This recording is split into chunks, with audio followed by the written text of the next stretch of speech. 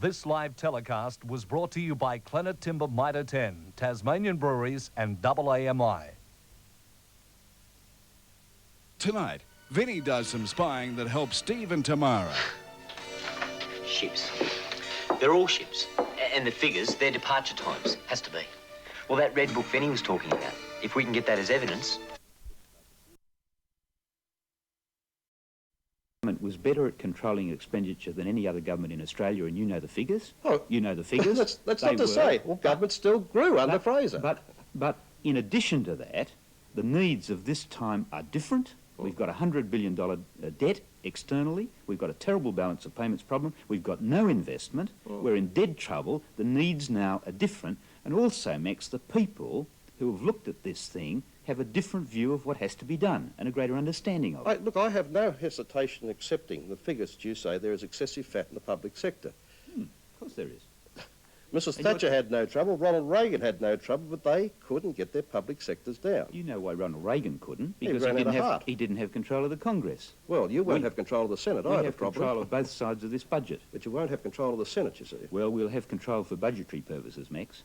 And both sides of the budget we will be in control of as a government under our system. It's not like Reagan. I mean, Keating's been using the American example, and it's not a good example because Reagan cut taxes before he knew that he could cut spending. Now, we're doing both at once. It's a different matter.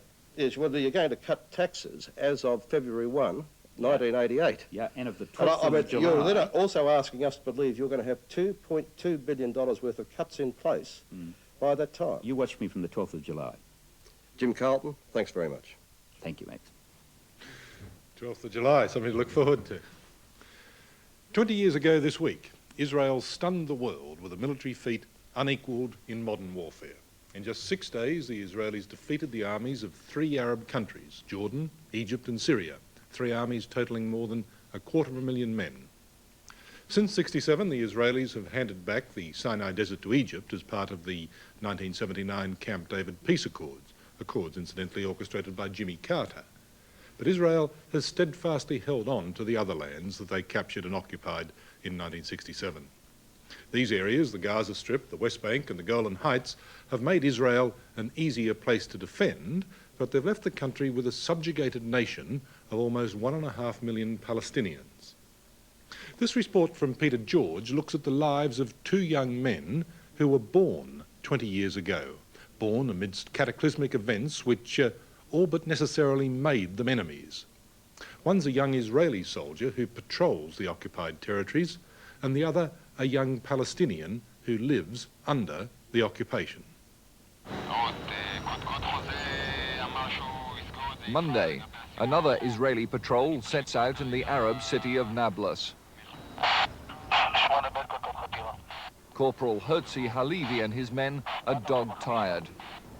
They're wrapping up a 2-day operation, rounding up 2,000 Palestinians for questioning.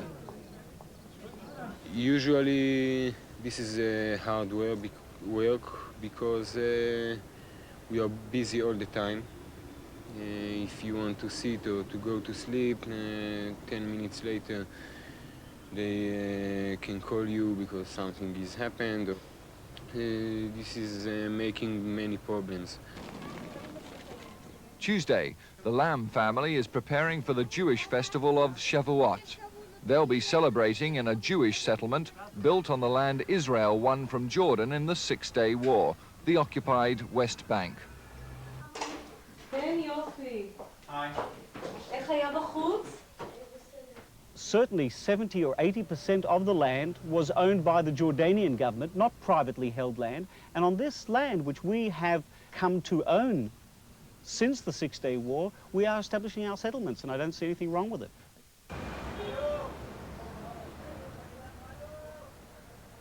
Wednesday, 7:30, 20-year-old Palestinian Imad Bali is going to open his family business for the day.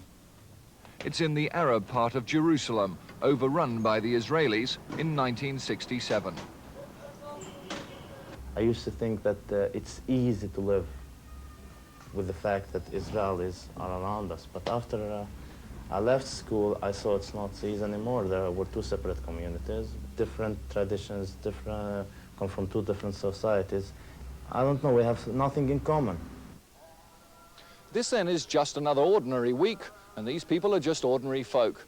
Hertzi, Tommy Lamb and his family, Imad Bali. None of them are politically involved, they simply want to get on with their lives. But it's not that easy when you live in a patch of land known as the West Bank. After 20 years of occupation, the wounds have refused to heal. The war of 1967 started when Israel launched a preemptive strike against Egypt's gathering forces. Jordan's King Hussein ignored Israel's warning to stay out of the conflict and launched his own raid against the half of Jerusalem already in Israel. Against numerically overwhelming odds, the Jewish forces crushed the Arabs. In short order, they took Egypt's Sinai Desert to the south and Syria's Golan Heights to the north. And they routed Hussein's army from the Arab sector of Jerusalem and from the area west of the Jordan River, the West Bank. For the Arabs and for the king who lost Jerusalem, it was an unmitigated disaster. We are proud of what we did. We shall always be. You're on? Come here, have a look. This is the Australian newspaper from... I collected all the newspapers from the time of the Six-Day War. This is June the 6th, 1967. Tommy Lamb was a 20-year-old Jewish lad in the Melbourne suburb of Caulfield when all this was going on. You know, people volunteered, and here's a picture of me volunteering to go over to try and help some way, but they didn't need me anyway. And it was all over in 6 days. 10 years after the war, the Israeli government made it clear that the West Bank, biblical Judea and Samaria, was as much a part of Israel as Tel Aviv and Jerusalem. It poured millions into populating the region with Jewish settlements, arguing that any open space, and some already lived on and cultivated by Arabs, was fair game for Israel's expansion. Today, well over 50,000 Jews live on more than 115 settlements, side by side with Arab communities, but psychologically isolated from them. I don't know if we have relations with them. I certainly don't fear them, and I don't think they fear us. You saw us, we went shopping this morning in the supermarket. Perhaps you saw my kid speaking to two Arabs from a neighbouring village. She was speaking in Arabic, by the way, which they learn at school. It's live and let live. I live my life, they live their life, I respect them, I hope they respect me, and that's it. What's this? Who told you you can get an ice cream? I told you you can get the ice, not the ice cream. Firstly, when we moved in, this place was as barren can be. Rocks, not even a tree. So we didn't move in amongst the Arabs. And secondly, I don't know what makes it more Arab than Jewish. This is the land of Israel. Nobody will deny that. Palestine, as it was before the British Mandate in 1948, is 75% in the hands of the Arabs. 75%. And the population there is 60 to 70% Palestinian. The language is Arabic. The religion is Muslim. The clothing is Arab clothing. The culture, the food. They have a place. They have a place. We have what's left of Palestine, 25%.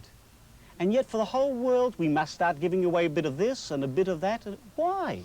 A settler has said to me, if the Palestinians want homeland, they've got Jordan. There's 60% of Jordanians are Palestinians anyway. Why don't they go to Jordan? Would you, as an Australian, would take the States as your homeland? Never. We have something that keeps us, forces us to stay in this land. I feel I can never move out from this land. I've been brought up here, born here. I mean, I've walked around this city for 1,000,000 times. I feel secure here, even though that the Israelis are driving me to be insecure. But I still feel much more secure than living in the States, in Europe, in Australia, anywhere else. It's my homeland. I could never give it up. Never. Imad Bali is only 20, but he's been running the family business for 2 years since his father died. He looks after his mother, 3 brothers and a sister. I started being treated differently, just being a Palestinian living in this part of the world.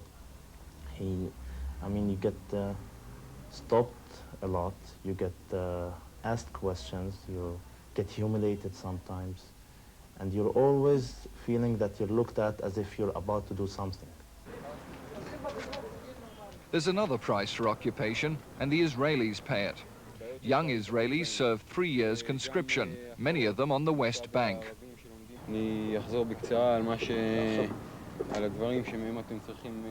Occupation duties raise as many doubts about Israel's moral right to the territories as they settle. There are times Herzi Halevi wonders what he's doing here.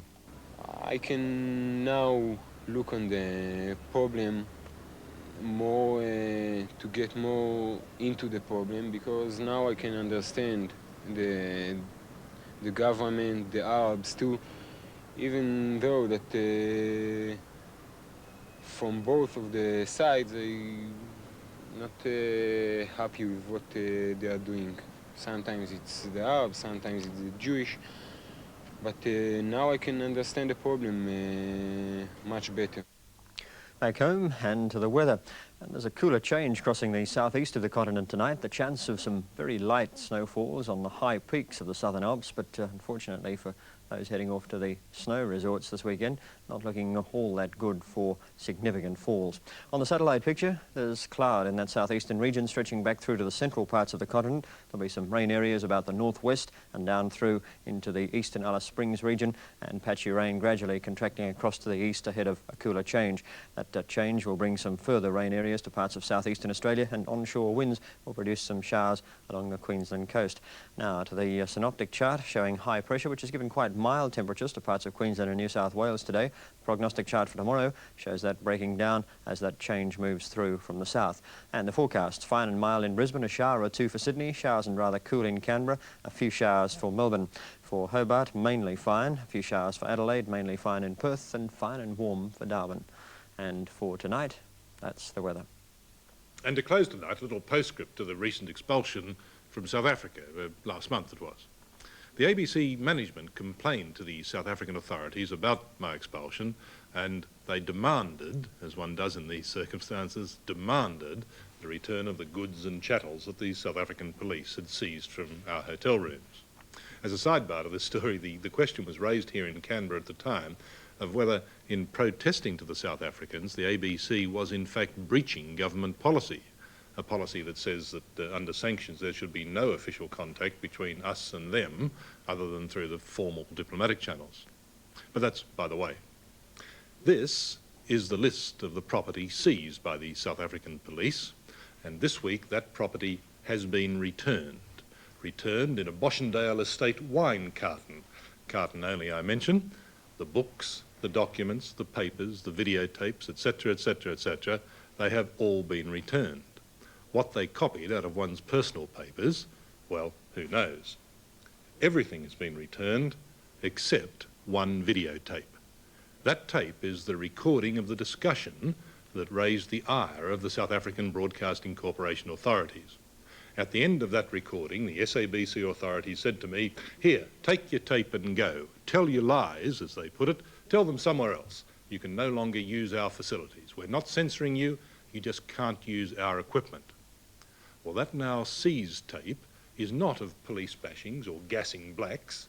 It's discussion only, between myself and two South African academics, a constitutional lawyer, a professor in fact, and an expert on terrorism. To air that discussion here now would suggest to you, surely, that there was, at least to some extent, still some pluralism left in South African white society. To mindlessly censor it, as they have, well, that surely is evidence in support of the contrary contention. Well, by means other than visiting the country, we hope to bring you further reports on South African affairs in due course. Good night.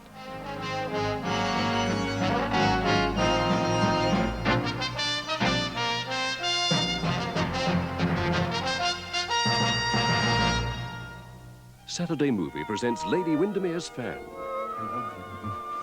A tale of unrequited love. If a woman really repents, she never wishes to return to the society that has made or seen her ruin. Of a woman's struggle to be accepted in society. My husband? What has he got to do with any woman of that kind? What indeed, my dear? That is the point. He goes to sea and continues. and a misunderstanding that could ruin a loving marriage. He shall have a scandal. He shall have the worst scandal there has been in London for years. He shall see his name in every vile paper, mine on every hideous placard. What is my wife's fan doing here in your rooms? From the pen of Oscar Wilde, Lady Windermere's Fan. Your Saturday movie at 8:30 here on ABC.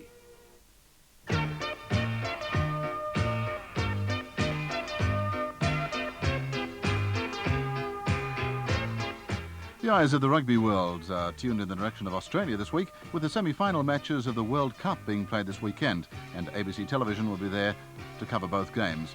But now we present two matches from this year's Five Nations Championship, played in April. First, England play Scotland, and then it's Wales against Ireland. A familiar figure reappears in this one-change Scottish side, Roger Baird, but this time as a centre after 25 caps on the wing. A Scottish side of vast experience, boasting 337 caps. That back division has registered 23 tries in major internationals. There's pace about the paddock aplenty in that pack, who are almost a stone a man lighter. John Beattie today becomes Scotland's most capped number 8 with 23, and the pilot for the 8th time is Colin Deans.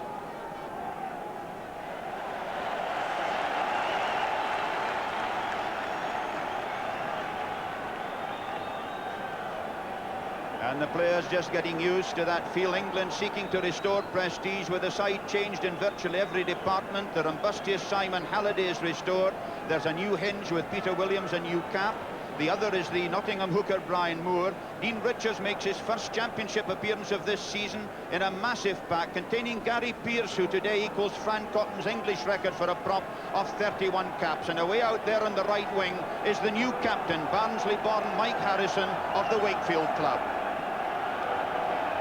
A former pupil of Belvedere College in Dublin and a former fullback is the man in charge, Owen Doyle of the Leinster branch, in his 4th major international, assisted by Ireland's World Cup referees David Burnett and Stephen Hilditch. So Scotland are playing into the wind. England may well have won the toss. The rain still sweeping over the pitch, and John Rutherford prepares to get the game going.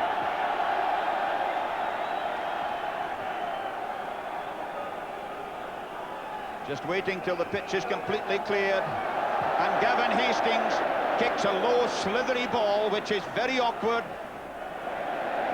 And Marcus Rose deals effectively with it. So it's a good feeling for a fullback to get a touch of a wet ball as early in the match, and to do it so well. Good kick by Rose as well, has taken England up to their own 10 metres line. Tap down from Hall. Harding lifts it high.